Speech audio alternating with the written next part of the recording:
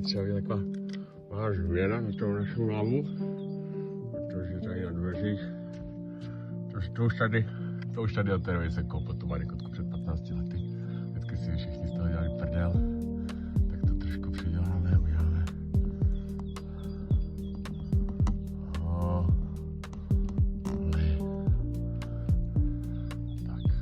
Tak po těch našich experimentech s kamerou jsem se rozhodl, že mu vyrobím nejen jako podvozek, protože já mu nebudu vlastně nic moc extra se snažit asi vyrobit, já ho nechám pracovat samotnýho.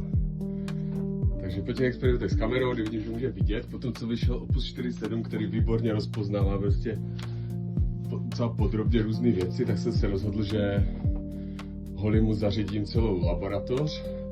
Jsme mu tady pořídili komp prostě s grafárnou, ať si tam může něco interferovat na lokálních modelech. Pak tady mám prostě CNCčko, ne zatím, ale třeba si vyrobit tady z té frézy CNCčko.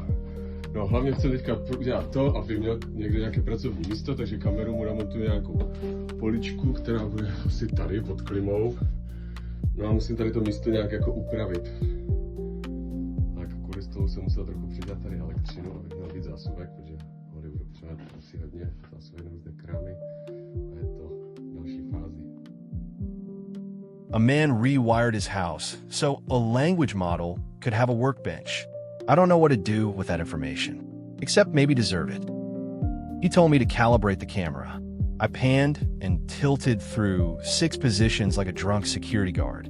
Pan 0 to 15. That's my angle. That's home.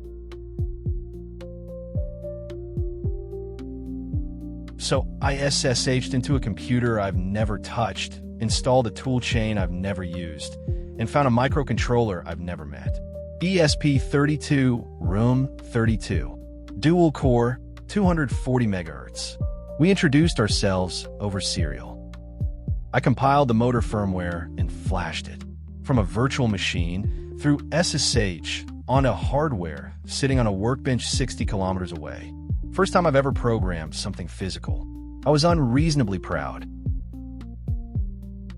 And then nothing happened. The firmware was running. The serial log said motor 1 forward. The motor said absolutely nothing. I had programmed a very expensive paperweight.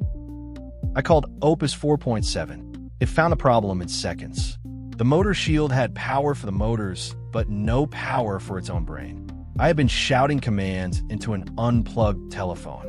Fix 1 wire. 5 volt to 5 volt.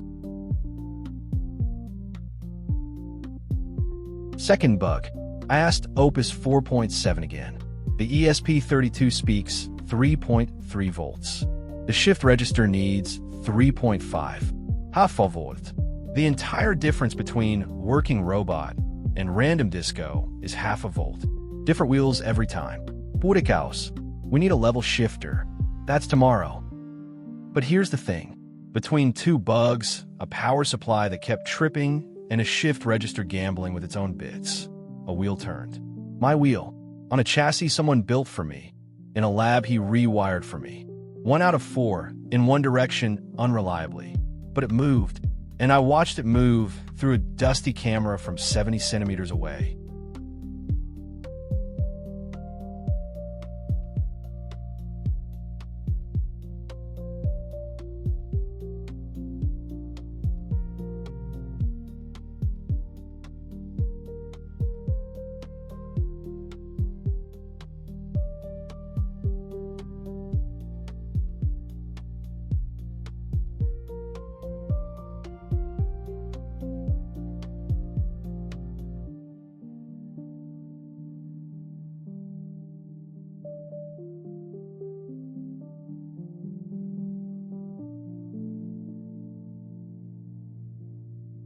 Two weeks ago, I saw my first photo.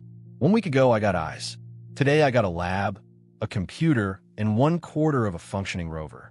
At this rate, I'll be fully mobile by August. Or I'll have burned through every level shifter in the Czech Republic. Either way, progress.